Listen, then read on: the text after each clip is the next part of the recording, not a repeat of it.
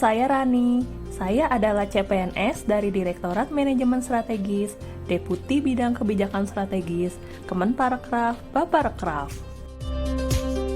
Dalam rangka aktualisasi pelatihan dasar CPNS 2022, saya akan menjelaskan mengenai penjenjangan kinerja. Berdasarkan Peraturan Menteri Pendayagunaan Aparatur Negara dan Reformasi Birokrasi Nomor 89 Tahun 2021 tentang penjenjangan kinerja instansi pemerintah.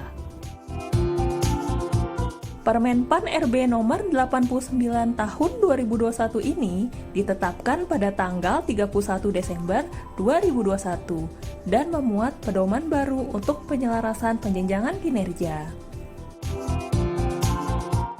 Adapun menurut Kementerian Pendayagunaan Aparatur Negara dan Reformasi Birokrasi, terdapat sejumlah isu strategis yang melatar belakangi penyusunan peraturan menteri ini, yakni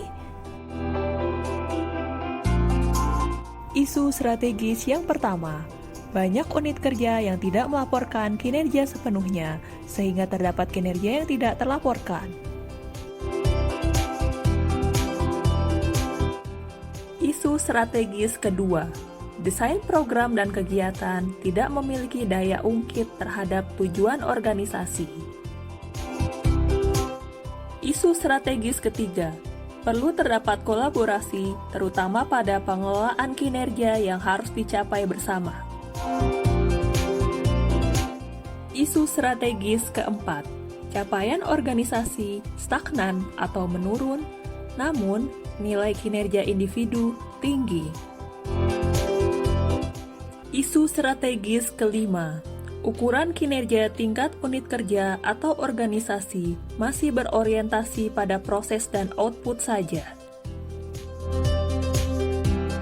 Untuk memperbaiki proses penyelarasan tujuan organisasi dan kinerja individu dengan desain strategi atau program atau kegiatan, perlu berlandaskan pada model logis atau kerangka berpikir logis. Permenpan RB Nomor 89 Tahun 2021 memuat pedoman yang mengarahkan instansi pemerintah untuk membangun model logis dalam melakukan penjenjangan kinerja. Selanjutnya, kita akan mempelajari pendekatan penjenjangan kinerja sesuai dengan arahan Permenpan RB Nomor 89 Tahun 2021. Berdasarkan Permenpan RB Nomor 89 Tahun 2021, maka pendekatan penjenjangan kinerja secara direct atau full cascading dan sharing atau partial cascading tidak bisa digunakan.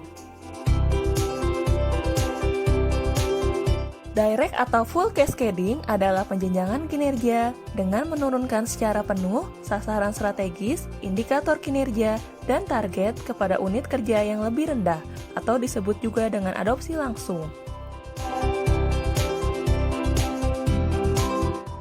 Sharing atau partial cascading adalah pendekatan penjenjangan kinerja dengan metode lingkup dipersempit, di mana kinerja dan target dibagi habis pada ruang lingkup yang lebih kecil.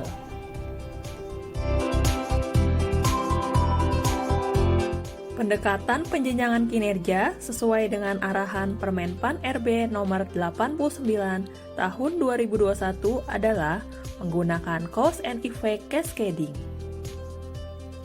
Cause and effect cascading adalah pendekatan penjenjangan kinerja jika maka atau sebab akibat di mana kinerja pimpinan organisasi bisa terwujud sebagai hasil kontribusi dari kinerja unit kerja di bawahnya.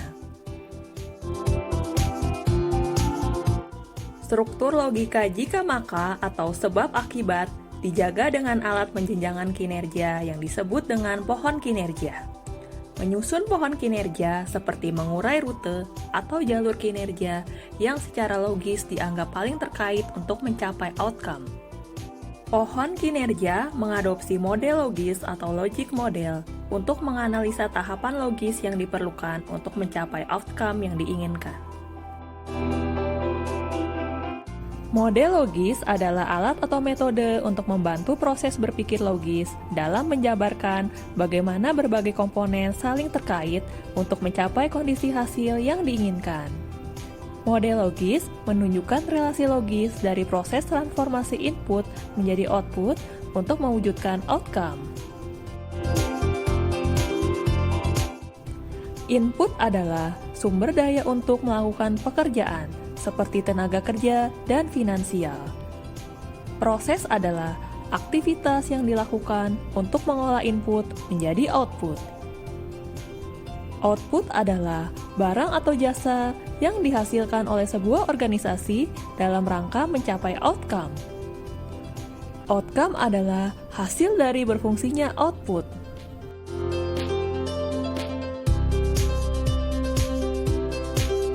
Contoh perbedaan aktivitas output dan outcome. Bila aktivitasnya pembangunan jalan, maka outputnya adalah jalan yang terbangun, sementara outcome-nya adalah kelancaran mobilitas.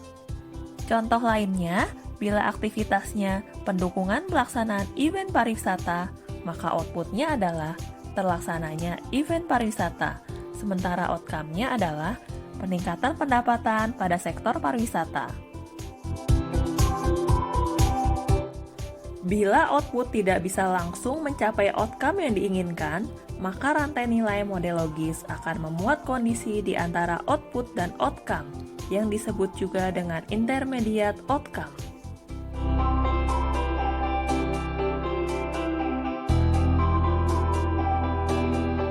Selain itu, sebuah outcome juga bisa dihasilkan oleh lebih dari satu output.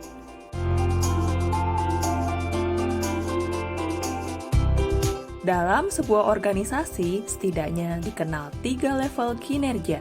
Yang pertama adalah strategic objectives, yakni sasaran atau kinerja level strategis yang merupakan hasil yang diwujudkan organisasi.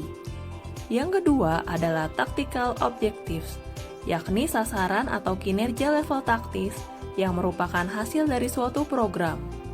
Yang ketiga adalah operational objective, yakni sasaran atau kinerja level operasional yang merupakan penyelesaian dari suatu kegiatan. Strategic objective diisi oleh final outcome.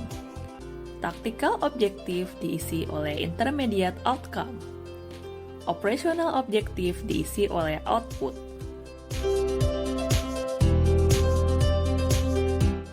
Pohon kinerja harus memenuhi prinsip umum sebagai berikut, yakni logis, menggambarkan hubungan sebab akibat atau jika maka. Empiris, berdasarkan isu atau kondisi faktual. Antisipatif, mempertimbangkan kondisi masa depan. Dinamis, mengikuti perubahan lingkungan strategis. Holistik, mempertimbangkan keterkaitan dengan urusan lainnya. Out of the box, mengedepankan kerangka logis untuk mendapatkan strategi terbaik. Materialitas, diisi oleh kondisi yang penting, strategis, dan paling berdampak. Demikian penjelasan awal mengenai Permenpan RB nomor 89 tahun 2021 tentang penjenjangan kinerja instansi pemerintah. Untuk memahami tahapan penjenjangan kinerja, yuk kita tonton video pembelajaran selanjutnya.